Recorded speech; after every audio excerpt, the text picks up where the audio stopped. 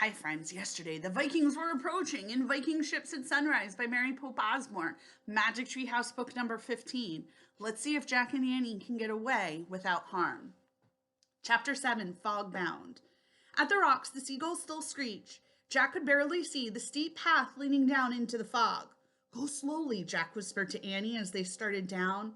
Whoop, said Annie. She slipped and fell forward, bumping into Jack. My foot got caught in my dress. Shh, said Jack. He held on to Annie. They listened as pebbles and rocks rolled down the cliff. Jack took a deep breath. We've got to watch out for Vikings too, he whispered. They started down the steep path again. They went one step at a time. The sound of the waves against the rocks grew louder. Finally, they sat down onto a flat strip of pebbles. Where are we? Whispered Annie. I don't know, said Jack. Oh, look, said Annie. She pointed to the shoreline. Through the fog rose the serpent prows of the Viking ships. Jack and Annie crept closer to the ships. Their sails were down. Each ship had been tied to a tall, jagged rock. They seemed deserted as they bobbed in the shallow waves. Jack really wanted to check out the ships, but he was afraid of wasting time. We'd better find the treehouse, he said to Annie. They crept away from the three Viking ships. Suddenly, they both froze. Through the mist, they saw a group of Viking warriors. The Vikings were looking to the top of the cliff. Their long yellow hair hung down from beneath their iron helmets. They carried round wooden shields and swords and axes. It looks like they're planning to climb the cliff, whispered Annie. We need to hide until they go, whispered Jack. Then we can look for the treehouse. Let's hide in a ship, said Annie. Good idea, said Jack. They crept back to where the ships were tied. Jack was happy to see that the sides of the smallest ship were very low. They would easily be able to climb over them. You go first, said Annie.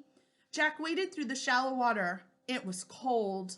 He reached the ship and grabbed one side. He pushed himself up and onto the ship's deck. The ship jerked forward. Jack looked at the shore. It was now 30 feet away. The ship's anchoring rope was pulled tight. The serpent prow bobbed up and down with the waves.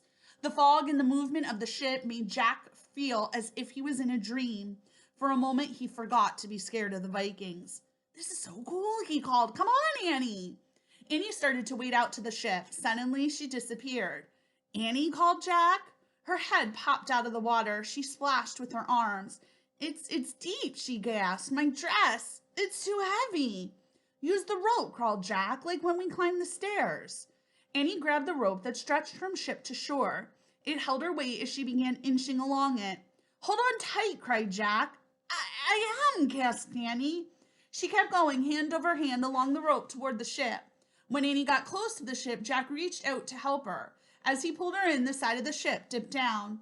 Then the rope went slack, and the Viking ship slid out to sea. Chapter 8, Lost at Sea. Annie fell to the deck of the ship. Jack pulled the rope out of the water. The end of it was still tied in a loop. What happened? Asked Annie. We're heading out to sea, said Jack. I guess all the pulling lifted the rope off the rock. Annie sat up and looked at the misty whiteness. I can't see the island, she said. I can't see anything, said Jack.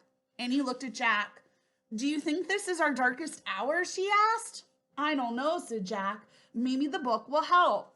He pulled out the research book and found a picture of a Viking ship and read the caption aloud. Viking warships were the best ships of their times. When there was no wind, the crew would take down the sails and row with oars. The smallest ships had 4 rowers, and the largest had as many as 32. Rowers sat on boxes that stored their belongings. Great, said Annie, jumping up. This isn't our darkest hour. Why do you say that? Asked Jack. There's still hope, said Annie. We can row to the other side of the island and find the treehouse. Are you real? Said Jack. Please, Jack, said Annie. Can we just try? She grabbed one of the oars, but she could barely lift it. Forget it, Annie, said Jack. It takes 4 big Viking guys to row this thing. You're too little. I'm too little. Come on, Jack, let's try, said Annie. You get an oar too. We'll sit on boxes across from each other. Oh, brother, said Jack. Annie dragged her long oar over to a storage box. I'm not doing this alone, she said. Jack groaned. Then he dragged an oar to the box across from Annie. Cool, said Annie. She peered into a storage box. Look, one for each of us. She lifted out 2 small Viking helmets. Maybe these were made for Viking kids who sometimes ride in the ships, said Annie. Maybe, said Jack. He hadn't thought of Vikings as real people before, people with families and little kids. Annie pulled off her scarf and put a helmet on her head. Now I feel like a Viking too, she said. I bet it'll help me row. She handed Jack a helmet. He put it on. It made him feel a little different. I don't know about this, he said.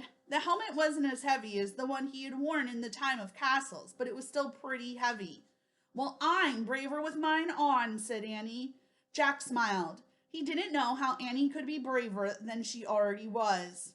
Ready to row, he asked. Yep, said Jack. He was feeling braver himself. The wind picked up as Jack lifted his heavy oar over the side of the ship.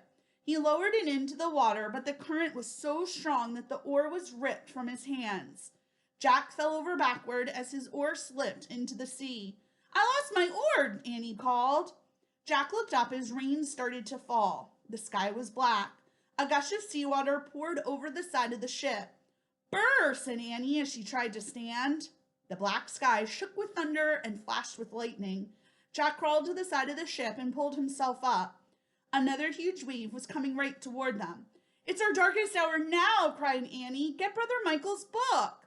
Jack reached into his leather bag and pulled out the jeweled book to hold it up. Save us, Story, he said. He looked at the sea again. What he saw made him scream. Rising from the oncoming wave was a giant sea serpent. Dun, dun, dun. What do you think, guys? Did they call for help too late? Is this the end of Jack and Annie? Are the Vikings coming? We'll find out tomorrow when we finish Magic Tree House book number 15. Bye, friends.